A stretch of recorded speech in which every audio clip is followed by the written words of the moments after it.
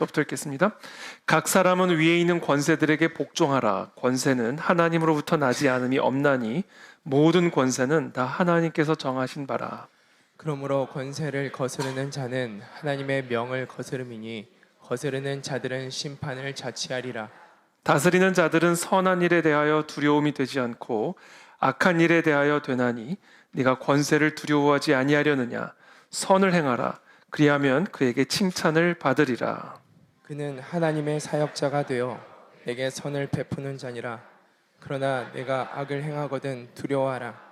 그가 공연히 칼을 가지지 아니하였으니 곧 하나님의 사역자가 되어 악을 행하는 자에게 진노하심을 따라 보응하는 자니라. 그러므로 복종하지 아니할 수 없으니 진노 때문에 할 것이 아니라 양심을 따라 할 것이라. 너희가 조세를 바치는 것도 이로 말미암음이라. 그들이 하나님의 일꾼이 되어 바로 이 일에 항상 힘쓰느니라. 함께 읽습니다. 모든 자에게 줄 것을 주되 조세를 받을 자에게 조세를 바치고 관세를 받을 자에게 관세를 바치고 두려워할 자를 두려워하며 존경할 자를 존경하라. 아멘.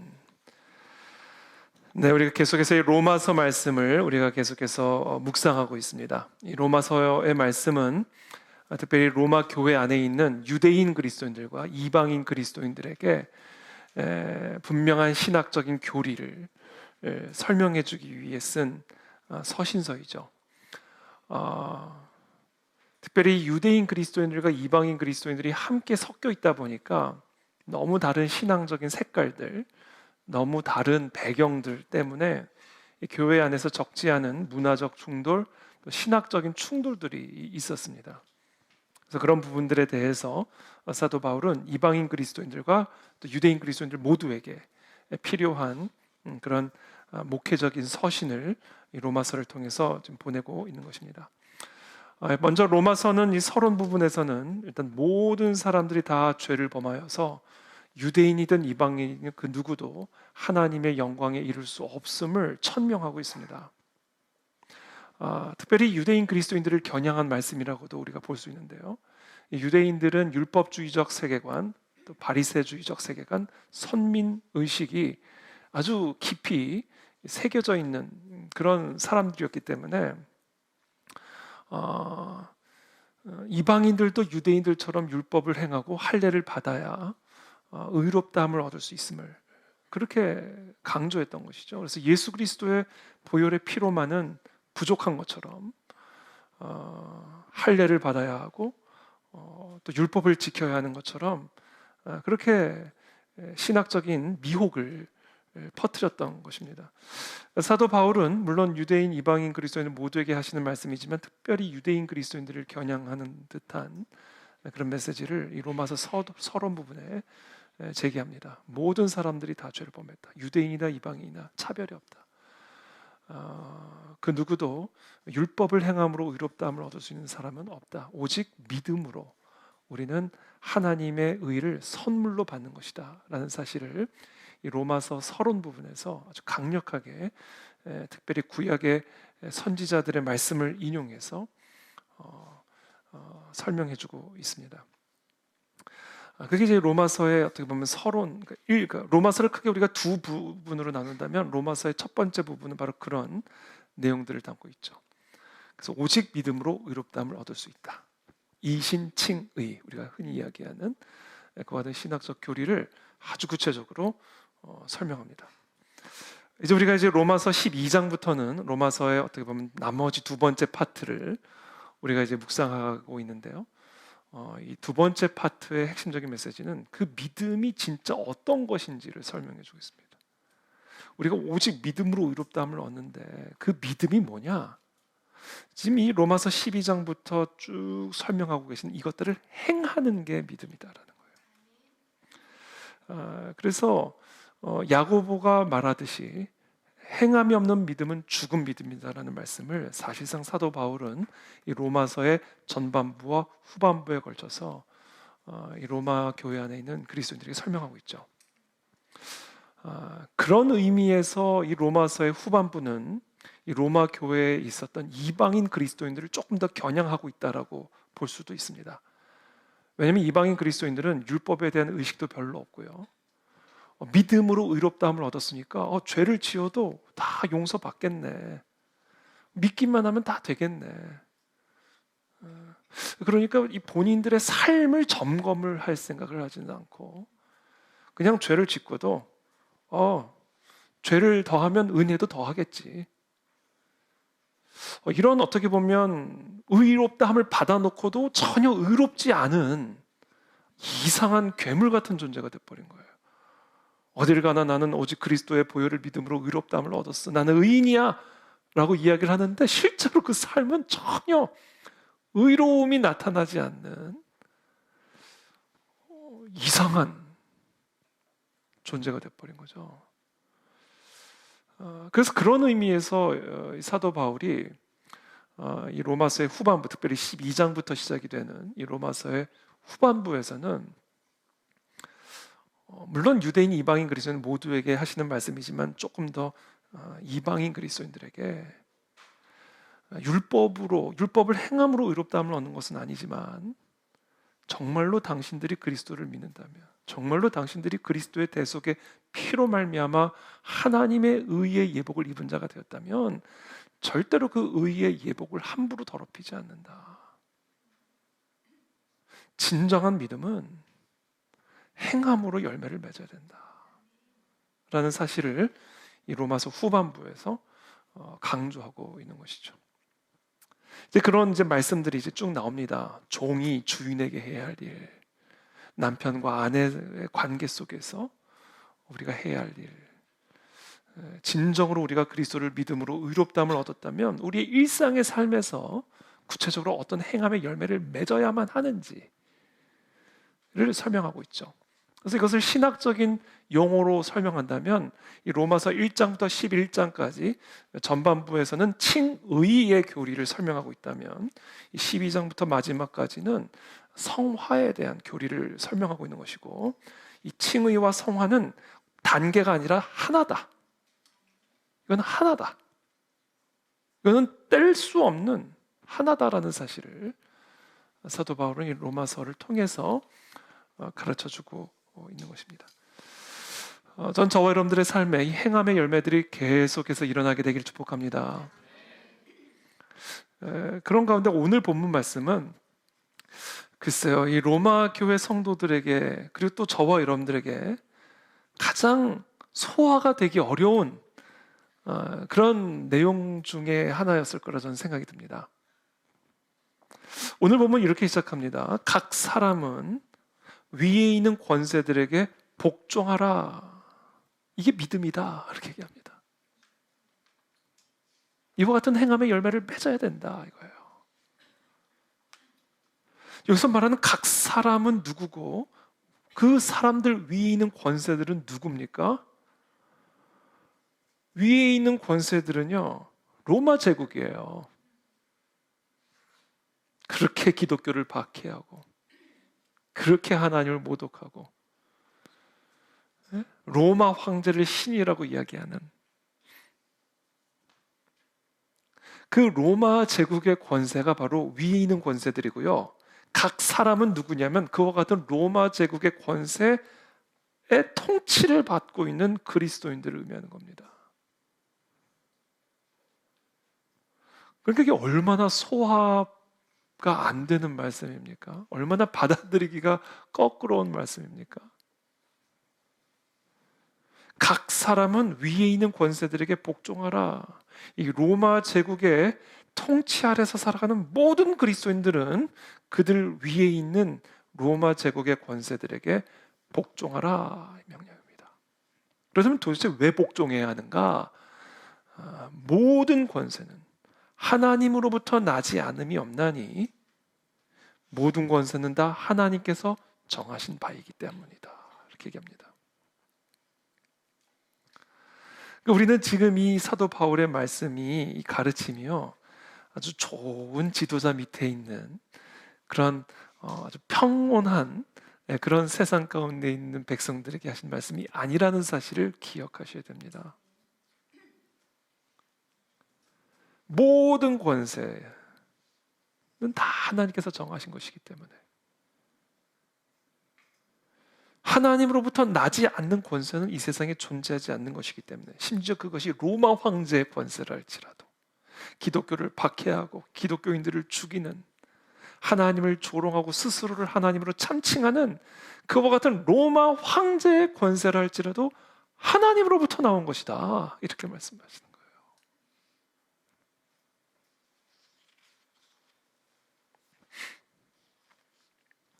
이것을 조금 더 풀어서 설명하면, 지금이 이스라엘 민족이 처한, 또는 이 초대 교회가 처한 모든 정치, 사회, 문화적 상황들은 다 뭐다? 하나님이 정하신 바다 얘기예요. 하나님께서 정하신 바다. 하나님의 주권적 섭리하에서 이루어지고 있는 상황들이다, 이 얘기입니다. 이것을 우리가 받아들여야 된다. 그래서 오늘 제 설교의 주제가, 제목이 이겁니다. 그렇다면 도대체 하나님은 왜 악한 정부를 허락하시는가? 왜 하나님의 백성들을 대적하는 악한 정부 아래 두시는가? 도대체 그 이유가 무엇인가?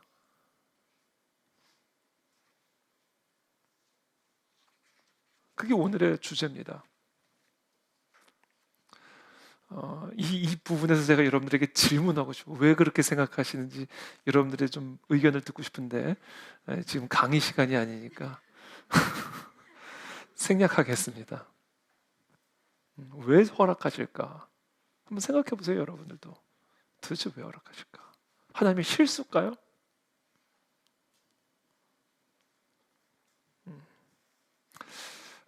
두 가지 이유를 제가 오늘 여러분들과 나누고자 합니다. 간략하게. 이 사도 바울이 로마서 9장 17절 18절에서 이렇게 말씀하십니다. 17절 18절 우리 한번 다 같이 읽어보겠습니다. 시작. 성경이 바로에게 이르시되 내가 이 일을 위하여 너를 세웠으니 곧 너로 말미암아 내 능력을 보이고 내 이름이 온 땅에 전파되게 하려 함이라 하셨으니, 그런즉 하나님께서 하고자 하시는 자를 긍휼히 여기시고 하고자 하시는 자를 완악하게 하시느니라. 이 이스라엘의 이 역사 속에서 이 로마 제국의 황제, 초대 그 신약 시대에 있어서 정말 이스라엘이 처한 그런 정말로 어려운 상황은 이제 로마 제국의 황제라고 말할 수 있는데요. 이 구약 시대는 바로 이 애굽의 바로죠. 애굽의 바로. 하나님은 도대체 왜 이스라엘 백성들을 애굽의 바로와 같은, 신약 시대 로마 황제에 견줄 수 있는 그런 악하고 악한 그런 제국의 지도자 아래 400년이나 두셨을까? 하나님의 실수셨을까요? 그 이유를 지금 사도 바울이 설명하고 있는 거예요. 성경이 바로에게 이르시되 내가 이 일을 위하여 너를 세웠으니, 바로에게 하시는 말씀이에요. 그럼 이 일이 뭐예요? 너로 말미암아 내 능력을 보이고 내 이름이 온 땅에 전파되게 하려 함이라. 그런즉 하나님께서 하고자 하시는 자를 긍휼히 여기시고 하고자 하시는 자를 완악하게 하시느니라. 이것이 하나님이 하나님의 백성 위에 하나님의 백성을 대적하는 악한 지도자를 세우시는 이유다라는 거예요. 우리는 이 이유를 정확하게 아멘으로 받아들이셔야 됩니다. 하나님은 졸지도 않으시고 주무시지도 않으시는 분입니다. 하나님은 실수를 하시는 분도 아니고 세상의 그 어떤 지도자에 휘둘리는 분도 아닙니다. 하나님은 더더군다나 사탄 마귀에게 영향을 받으시는 분도 아니십니다. 그렇다면 하나님께서 하나님의 사랑하는 백성들을 대적하고 핍박하는 악한 지도자 아래 두시는 이유가 무엇인가? 하나님이 바로에게 하시는 말씀, 내가 너를 세운 이유는 너로 말미암아 나의 능력을 보이고 나의 이름이 온 세상에 전파되게 하기 위함이다라는 거예요. 이것이 하나님께서 악한 정부를 하나님의 사랑하는 백성 위에 두시는 이유입니다. 이것을 여러분 우리 모두가 꼭 기억하게 되기를 바랍니다. 그렇게 되면 이제 우리가 이 세상의 현실에 대해서 많은 질문들이 다 해소가 돼요. 저 북한의 김정은 체제를 왜 내버려 두실까? 지난 80년간 저 북한 체제는 왜 무너지지 않고 저 사악한 지도자 로마의 황제에 견줄 수 있는, 애굽의 바로에 견줄 수 있는, 바벨론의 정말 수많은 악한 왕에 견줄 수 있는 저 사악한 지도자 아래 저 불쌍한 우리 동포들을 지난 7, 80년 동안 방치하고 계시는 이유가 무엇일까? 하나님 포기하셨나? 버리셨나? 이제 그런 모든 질문들은 이제 우리가 말끔하게 해소가 된 겁니다. 아, 하나님이 저 지도자를 통해, 저 사악한 지도자를 통해 하나님의 능력을 드러내고 온 땅에 하나님이 살아계심을 전파하기 위한 것이구나. 우리는 이제 그것을 기대하는 마음으로 기다려야 돼요. 이게 예언입니다, 예언.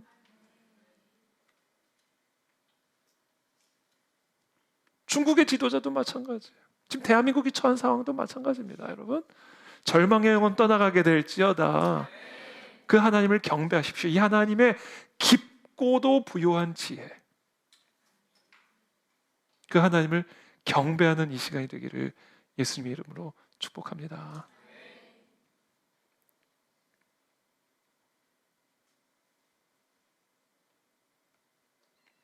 또 로마서 9장 21절에서 또 이어서 이렇게 말씀하세요. 21절, 22절 다 함께 읽어보겠습니다. 시작. 토기장이가 진흙 한 덩이로 하나는 귀 쓸 그릇을 하나는 천이 쓸 그릇을 만들 권한이 없느냐? 만일 하나님이 그의 능력을 알게 하고자 하사 멸하기로 준비된 진노의 그릇을 오래 참으심으로 관용하시고, 또 동일한 말씀에 이제 비유로 말씀하시죠. 토기장이가 진흙 한 덩이로 하나는 귀 있을 그릇을 하나는 천 있을 것을 만들 그릇 권한이 없느냐? 토기장이가 진흙 한 덩이로 아주 귀한 하나님을 경외하는 아주 선한 다윗과 같은 왕을 만들 권한도 있는 것이고, 바로와 로마의 황제와 같은 그런 천 있을 것을 만들 권한이 없느냐? 그건 다 하나님이 만든 그릇들이다. 만일 하나님이 그의 진노를 보여주시고 또 그의 능력을 알게 하고자 하사 멸하기로 준비된 그 진노의 그릇을 오래 참으심으로 관용하신다 해서 무슨 말을 할 수가 있겠느냐 그거예요. 그 진노의 그릇을 지금 오래 참으심으로 관용하셔서 결국에는 하나님의 진노와 하나님의 능력을 온 세상이 알게 하시겠다라는 거예요. 그 용도로 만들어진 그릇이 바로 애굽의 바로요, 저 로마의 황제며 저 북한의 김정은이고 저 중국의 시진핑이고 대한민국의 점점점입니다. 이름은 말하지 않겠습니다. 괄호.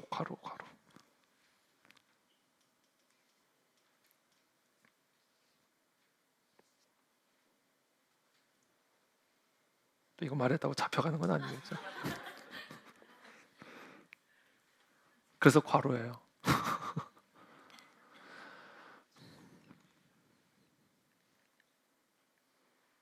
바로 이것이 이 세상의 현실을 바라보는 성경적 세계관입니다. 그러므로 하나님을 기대하시기를 바랍니다. 오늘 이 밤에 하나님이 행하실 일을 기대하십시오. 하나님의 영광이 나타날 날이 반드시 올 것입니다. 두 번째 이유가 있는데,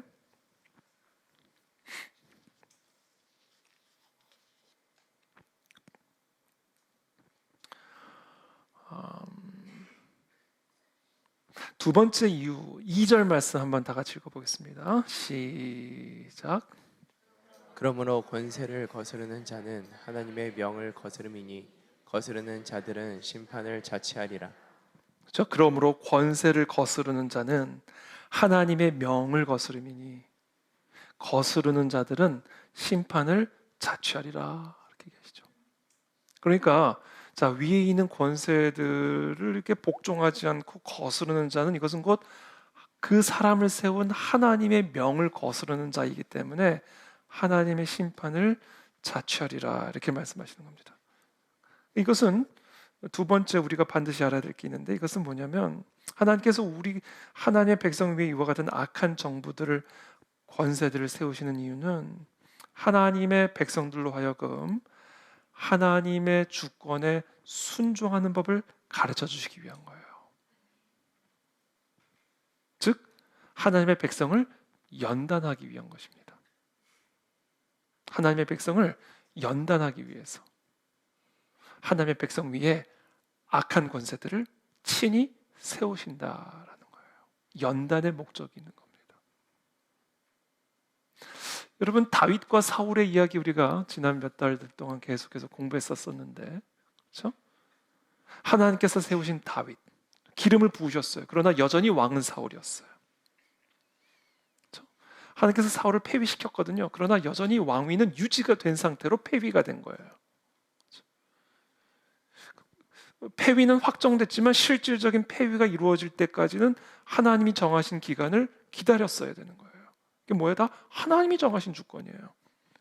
사울을 세우신 것도 하나님이시요, 그 세우신 사울을 폐위시킨 분도 하나님이세요. 그리고 그 폐위를 명령하셨고, 그 명령한 폐위가 실제로 실효될 때까지 기간도 다 하나님의 주권인 거예요. 다윗은 그 모든 하나님의 주권을 온몸으로 받아들인 겁니다. 비록 자기가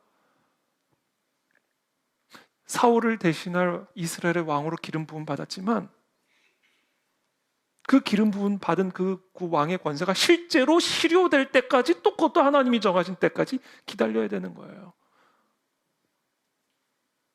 이 모든 게 다 뭐예요? 하나님의 주권이에요. 그러니까 다윗은 바로 그 모든 과정 속에서 철저하게 하나님의 주권을 존중하고 순종하는 법을 연단받았어야 되는 거예요. 그래서 다윗이 사울을 죽일 수 있는 기회가 2번씩이나 있었음에도 불구하고 죽이지를 않잖아요. 그게 다윗이에요. 그게 다윗.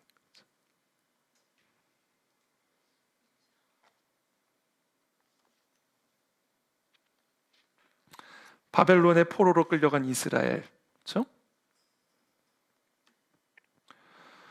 어떻게 하나님의 백성이 포로로 끌려가서 바벨론의 노예로 살아갈 수가 있었을까요?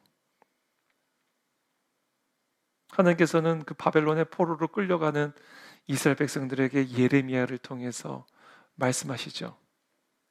바벨론에 가거든 금방 나올 생각하지 말고 거기서 장가도 들고 거기서 애도 낳고 밭도 사서 곡식도 재배하고 그냥 거기서 살다 죽을 거라 생각하고 그냥 푹 살아라, 이렇게 말씀하세요.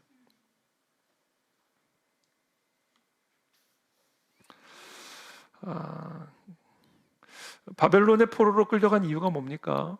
하나님의 주권을 인정하지 않았기 때문에 그래요. 하나님의 명령을 순종하지 않았기 때문에 그래요. 그래서 하나님은 그 이스라엘 백성들을 그 악한 정부 아래 두셔서 거기서 그냥 푹 삭히게 만드십니다. 그래서 다니엘도 그렇고 느헤미야도 그렇고, 그렇죠? 이방 민족의 이름을 가지고 이방 민족의 통치 아래서 살아가는 그런 연단의 시간을 갖게 되죠. 그러나 그런 연단의 순간에서도 하나님에 대한 믿음과 하나님의 주권, 하나님에 대한 신앙을 지켜냈고 그것을 철저하게 연단받아 결국에는 이스라엘의 회복이 이루어졌음을 드러내는 것이 그 포로기에 기록된 말씀들, 예컨대 다니엘서라든지 에스더서라든지, 특별히 다니엘서 같은 경우는 정말 그 악한 정권의 밑에서 연단받는 이스라엘 백성들의 모습을 보여주고 있는 것이죠. 에스더서도 마찬가지고.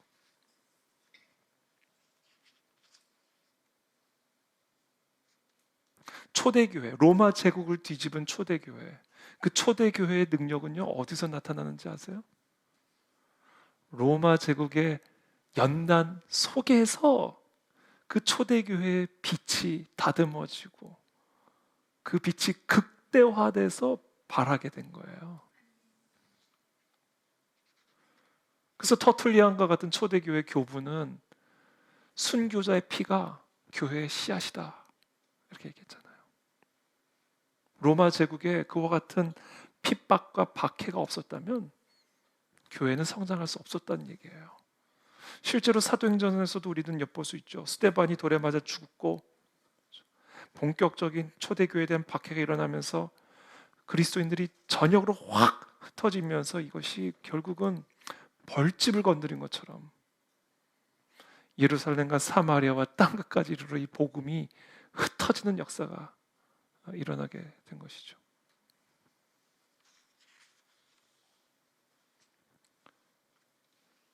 이 로마 제국의 이 박해 속에서 끝까지 그 로마 제국의 권위를 순종하면서 죽어갔던 이 초대교회 그리스도인들의 이 모습을 통해서 사실 많은 로마 제국의 관원들이 이들의 신앙의 진정성을 보게 된 거예요.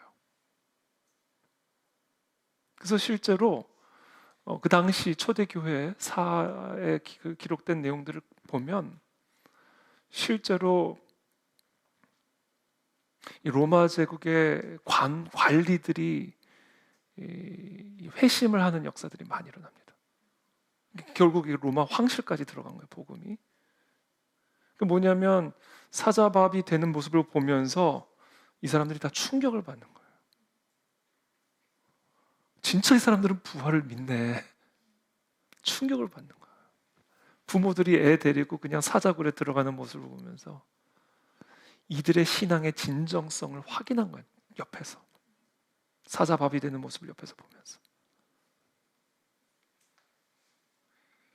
그러니까 결국은 하나님께서 진정한 하나님이 사랑하시는 백성들 위에 이와 같은 악한 정부, 악한 지도자를 허락하시는 이유는 그 속에서 진짜 우리의 신앙이 빛을 발할 수 있기 때문이라는 거예요.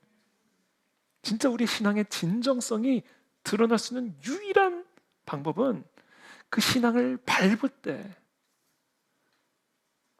그 신앙 때문에 내가 고난을 받아야 될 때, 그 신앙 때문에 내가 모욕을 받아야 될 때, 그 신앙 때문에 내가 실패해야 할 때, 그때 진짜 우리의 신앙의 진정성이 입증될 수 있다는 거예요.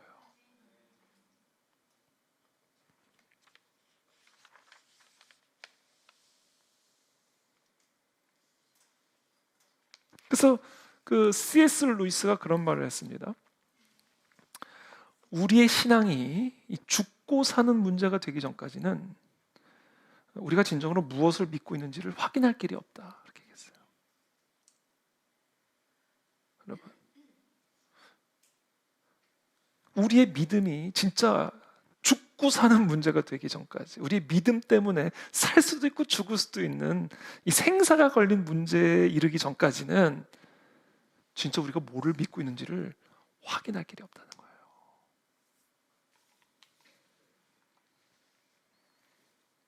그래서 이 마지막 때에는 우리 주님께서 말씀하신 것처럼 밀과 가라지, 알곡과 쭉정이가 구별되는 시기인데, 그래서 이 마지막 때는 환란의 시대가 되는 거예요.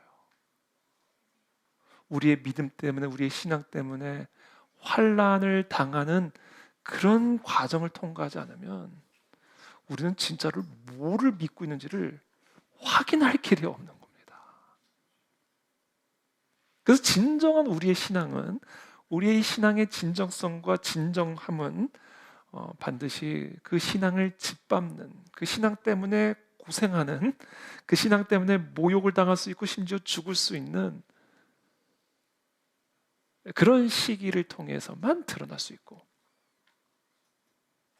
하나님은 그와 같은 진정한 참된 신앙이 그와 같은 어두운 속에서 드러나게 하심으로써 하나님을 의심했고 하나님을 몰랐던 자들에게 복음의 빛이 전파되게 하신다라는 거예요. 이게 초대교회가 그렇게 짓밟힘을 당하면서 결국은 로마를 뒤집어 놓을 수 있었던 역설적인 이유입니다. 이게.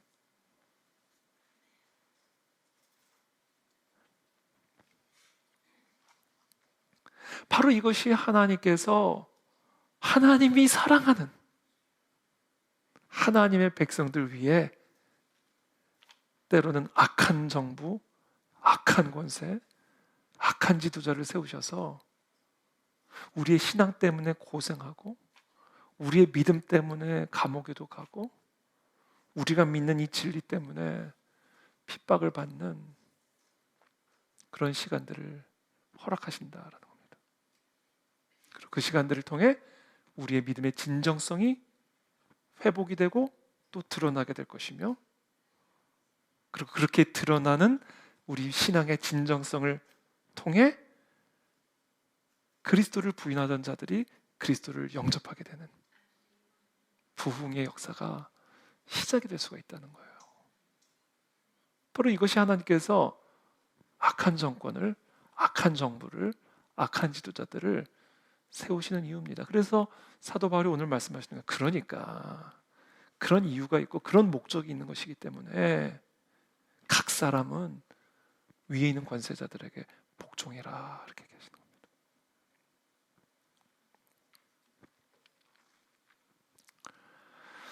그러면 우리가 이런 질문을 할 수가 있죠. 그러면 뭐 교회 가지 말라 그러면 교회 가지 말아야 되는 겁니까? 그럼 지금 목사님이 지금 한 내용하고는 완전히 상반되는 거 아닙니까?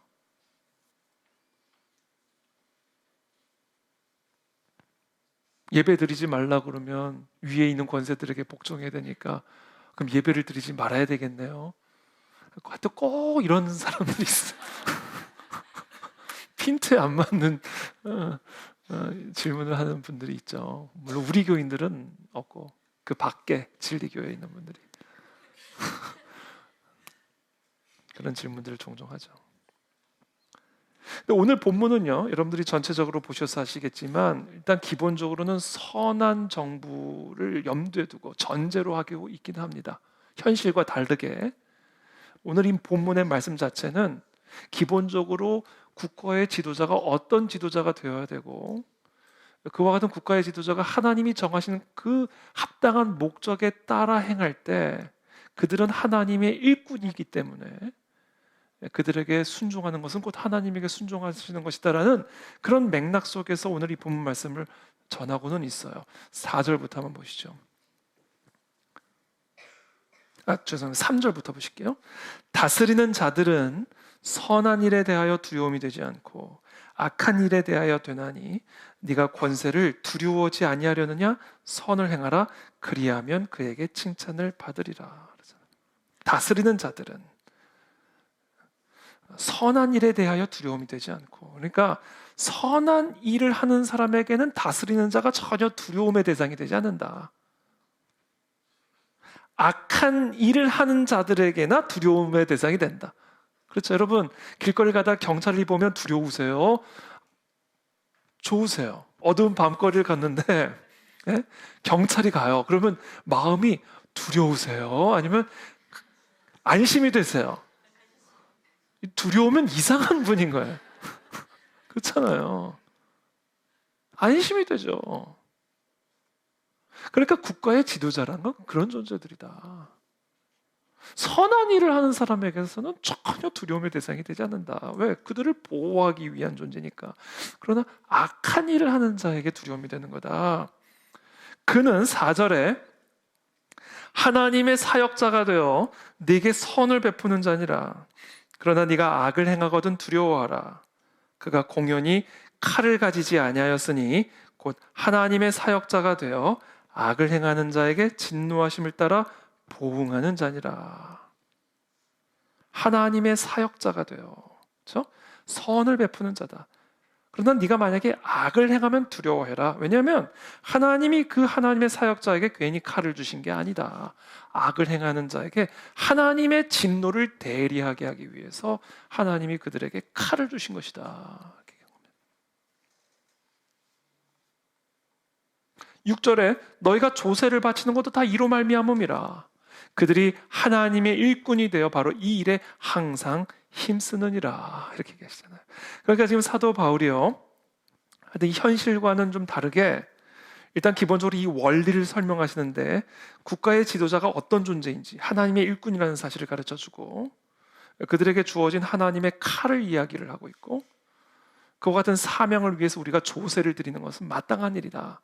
왜냐하면 선을 행하는 자를 보호하기 위한 것이고 악을 행하는 자에게 심판하기 위한 것이 하나님이 지도자를 세우신 이유기 때문이다. 이렇게 얘기하시는 거예요. 자, 그러면 이제 이 말씀을 우리가 어떻게 이제 적용을 하고 이해를 해야 되는 거냐면, 그러니까 결국은 원래는 그래야 되는데, 지도자라는 존재가, 그런데 그럼에도 불구하고 악한 지도자가 세워졌을 때는 그들에게 순종함으로 그들의 칼을 그러니까 그들에게 불복종함으로 그들의 심판을 감수해야 된다는 것을 역설적으로 동시에 강조하고 있는 거예요. 오늘 이 본문 말씀이. 원래는 국가 지도자가 이래야 되는 건데, 하나님의 일꾼이 되어야 되는데, 그래서 그들에게 하나님의 칼을 주신 것인데, 만약에 너희 위에 있는 권세들이 로마 제국의 황제고 애굽의 바로의 바로라면, 하나님을 대적하는, 하나님이 맡기신 그 사명을 오히려 대적하는 그런 악한 지도자라고 한다면, 그에게 권위를 주신 그 하나님에게 순종함으로 말미암아 그 권세들의 박해와 핍박을 감수해야 된다. 그 말씀인 겁니다. 이게. 그러니까 오늘 이 본문 말씀은 국가의 지도자에 대한 우리의 복종에 대한 원리, 원론적인 원리를 설명해 주신과 동시에 그 원리를 지금 특별히 로마 제국이라고 하는 초대 교회가 처한 특별한 상황에 그것이 적용이 될 때에는 바로 오늘 제가 여러분들에게 설명드린 그와 같은 하나님의 목적이 있음을 기억하고 우리는 끝까지 하나님에게 충성하는 하나님의 자녀가 되어야 함을 우리들에게 말씀하고 계시는 겁니다. 그러므로 악한 정부에 대해서는 선을 행함으로써 선의 보답을 받지 못하지만 대신 모욕을 받을 것이고 고난을 당할 것이고 박해를 받을 것이지만, 그러나 너희들은 그와 같이 박해하는 자들을 저주하지 말고 축복함으로써 하나님의 권위에 순종하라 이야기입니다. 제가 어저께 이 말씀을 제가 제 페이스북에 올렸어요. 너희는 박해하는 자를 축복하라. 축복하고 저주하지 말라. 그랬더니 한 분이 너무 힘들어요. 유유유 이렇게. 그러나 이것이 오늘 하나님께서 우리에게 주시는 말씀입니다. 박해하는 자, 박해를 받으면서 축복하라. 축복하고 저주하지 말아라. 그것을 통해서 하나님은 하나님의 영광과 능력을 드러내실 것이고, 그것을 통해서 우리의 신앙의 진정성이 입증될 것이며, 우리의 신앙의 진정성이 그렇게 입증됨으로 우리를 박해하는 자들이 그리스도의 복음을 받아들이는 부흥의 역사가 일어나게 될 것이다. 이것이 바로 부흥의 원리요, 초대교회가 로마 제국을 뒤바꿀 수 있었던 비밀이다라는 사실을 오늘 사도 바울이 이 로마서의 말씀을 통해서 우리에게 가르쳐주고 있는 것입니다. 그럼 저와 여러분들 모두가 오늘 이 말씀을 기억하고 기대하면서 나아갔으면 좋겠습니다. 하나님, 정말 우리가 참 쉽지 않은 그런 시국 아래에 있습니다. 자, 요새는 뉴스를 보기가 어려워요. 너무 급속하게 공산화가 되고 있는 게 보이니까 좀 뉴스를 보는 게 조금 어렵습니다. 그러나 저는 오늘 이 본문의 말씀이 얼마나 큰 위로가 됐는지 몰라요. 오늘 본문 말씀을 묵상하면서 비록 이 모든 상황이 어렵지만 그래, 박해를 하면 박해를 받으면 된다. 이게 박해를 피할 생각을 하니까 두려운 거지. 받으면 된다. 그것을 통해서 하나님의 영광이 드러날 것이고 우리의 신앙의 진정성이 회복되고 연단받고 드러나게 될 것이며, 그 신앙의 진정성을 수많은 사람들이 보고 그리스도께로 돌아오는 부흥의 역사들이 일어나게 될 것이다. 지금 우리가 통과하고 있는 이 시기들은 이상한 시기가 아니라 역사적으로 반복된 시기이며, 모든 우리 믿음의 선조들이 이 시기를 통해서 하나님의 하나님의 자녀로서 진정한 믿음의 사람으로서 인정을 받는 그런 과정이었음을 우리 모두가 기억해야 된다라는 겁니다. 사실 제가 오늘 조금 참 마음이 좀 어려운 일이 있었는데 뭐냐면 제가 지금 책을 쓰고 있잖아요. 사실 책 원고를 이제 다 썼는데 그래서 이제 출판사에 이제 넘겼어요. 몇 주 전에 출판사에 이제 넘겼습니다. 출판사 이름은 제가 말하지 않겠습니다. 이것도 점점점으로 넘어가겠습니다. 넘겼는데 그 며칠 전에 이제 이제 조금 이런 부분은 좀 수정해줬으면 좋겠다고 하고 이제 메일이 왔어요. 근데 제가 지난 며칠 동안 뭐 그것을 볼 시간적인 여유가 없어서 일단 뭐 메일만 받아놓고 이제 제가 오늘 이제 좀 시간적인 여유가 있어서 오늘 제가 이제 그 메일을 열어서 봤는데 뭐 다 좋은 얘기들이에요. 다 좋은 얘기들인데 그 얘기 가운데 이제 수정을 요구하는 내용 가운데 뭐가 있었냐면 극우에 치우친 내용 같습니다. 이렇게 얘기들. 극우에 치우친 내용 같습니다. 그래서 제가 거기서 뒷목을 잡았어요. 뭐 제가 다른 데도 아니고 두란노를 얘기하면 안 되는데 다른 데도 아니고 한국의 대표적인 기독교 출판사에서 극우라는 표현을 썼어요. 극우. 그래서 제가 그것에 대해서 제가 이제 반박하는 지금 그 의견문을 제가 오늘 썼어요. 그래서 제가 이제 연휴 끝나면 지금 빨리 버튼을 누르고 싶은데 지금 연휴 기간이라 제가 지금 참고 있는데 뭐 제가 너무 충격을 받았어요. 그게 극우가 뭔지도 모르고 보수주의가 뭔지도 모르고 성경적 세계관이 뭔지도 전혀 모르는 거예요, 사람들이. 인류 문명의 토대가 기독교고 성경적 세계관에 입각하여 정치, 경제, 문화, 예술, 교육 모든 것들이 회복이 되어야 된다는 내용이에요, 제 책이. 그래서 제가 그 기독교와 법, 기독교와 일, 기독교와 생명윤리, 기독교와 성, 이 인류 문명의 역사 속에서 지금 이와 같은 그 생명윤리, 성윤리, 법, 경제, 노동관, 문학, 음악 이런 10개의 영역 속에서 이 기독교가 끼친 영향이 어떤 건지, 그래서 기독교가 없었다면 지금 우리가 누리고 있는 이런 문명의 열매를 누릴 수가 없었다라는 거, 기독교가 있었기 때문에 가능하다라는 사실을 제가 역사적으로 논증한 책이에요. 근데 그게 지금 뿌리 뽑히고 있다. 지금 그게 지금 뿌리 뽑히고 있는 거다. 그게 지금 미국, 한국, 전 세계적으로 일어나고 있는 이 문명사의 전쟁의 핵심이다. 그걸 극우라고 그런 거예요. 그래서 이 극우적인 표현은 좀 자제해달라는 거예요. 그래서 오늘 하루 종일 뒷목을 잡고 다녔어요. 제가 너무 화가 나가지고. 그래서 제가 일단 반박하는 제가 극우가 뭔지를 친절하게 모르면 가르쳐 드려야 되는 거잖아요. 어쩔 수가 없어요. 모르면 가르쳐 줘야 돼요. 그래서 제가 이제 설명을 해줬어요. 이게 이런 내용인 거고 이런 내용이고 극우는 이런 데 쓰는 거는 아닌 거다라는 거를 제가 이제 설명을 해줬어요. 그래서 이제 그걸 보내줄 건데 그걸 받아들일지 그 이해를 할지 이해를 못할지는 저도 잘 모르겠어요.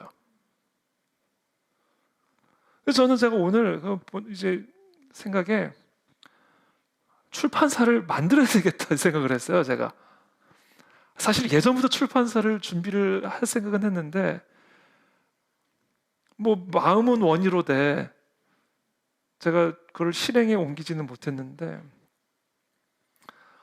이 뒷목을 잡으니까 갑자기 실행력이 막 올라오는 거예요. 그걸 빨리 만들어야 되겠다는 생각이 드는 거예요. 지금 세상이 지금 그런 상황이라는 거죠. 한국 교회도 그런 상황인 겁니다. 그 참 마음이 너무 어렵고 아프고 안타깝습니다. 근데 저는 또 한편으로는 또 어떤 면에서는 좀 현실적인 이유가 이해도 돼요. 왜냐하면 공격을 받을까. 거기에 또 이런 내용, 갑자기 제가 막 여러분들이 이런 이야기를 나오면 그런 이런 내용도 있어요. 반기독교 세력의 공격이 염려됩니다. 그런 내용들이 있어요. 그러면 기독교 출판을 하지 말아야지. 예? 반기독교 세력의 공격이 염려가 되면 기독교 출판을 하지 말아야죠. 그러니까 그래서 제가 오늘 반박 의견서 이렇게 해서 비성경적인 내용이 있으면 얘기해라. 반기독교 세력의 공격에 대해서는 운운하지 말고 지금 이 부분 특정 부분에서 비성경적인 부분이 있으면 얘기해라. 얼마든지 내가 수정하겠다. 아까 마음이 너무 답답합니다. 마음이 너무 갑갑하고 어둡고. 그러니까 이런 상황에서 신사참배는 얼마든지 가능했겠다는 생각이 들어요.